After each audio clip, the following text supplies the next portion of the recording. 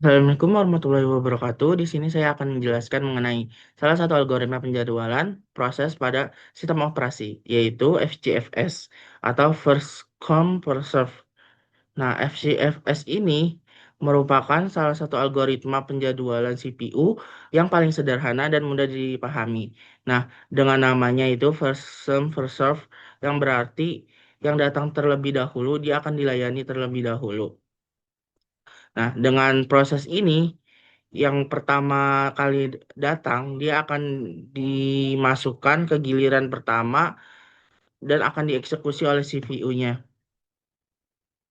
Nah, konsep ini sebenarnya hampir mirip dengan di kehidupan sehari-hari, yang seperti misalnya itu ketika kita lagi mengantri makanan di supermarket atau kita sedang berbelanja di supermarket di kasir. Nah, orang yang datang terlebih dahulu, dia akan dilayani terlebih dahulu. Nah, sedangkan orang yang datang ke belakangan, dia harus menunggu sampai giliran yang pertama itu selesai, dia baru dilayani.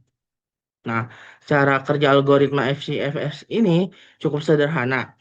Ketika beberapa proses yang masuk ke dalam sistem tersebut, proses-proses tersebut akan dilayani berdasarkan waktunya.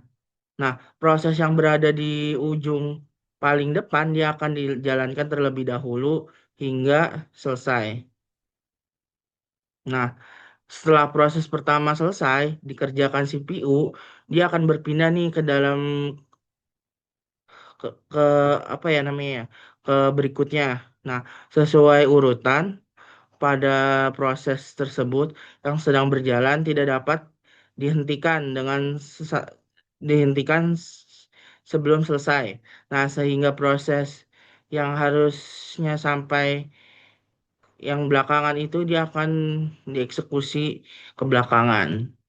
Tuh.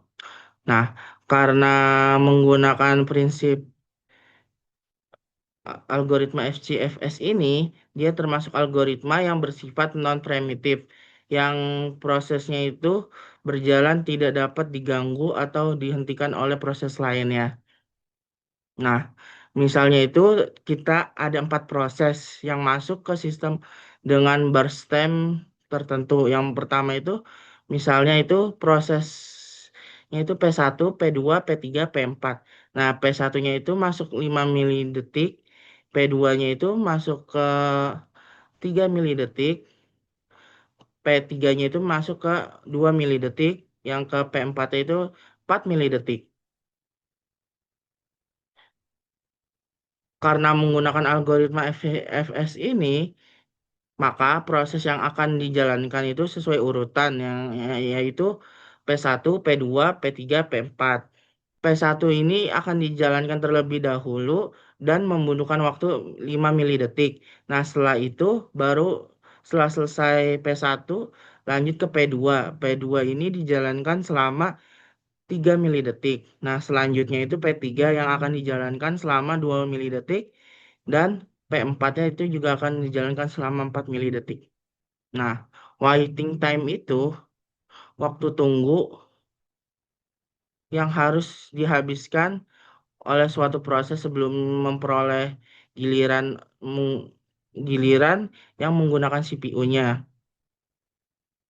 Nah, semakin semakin banyak prosesnya, maka semakin lama tunggunya, waktu tunggu prosesnya itu.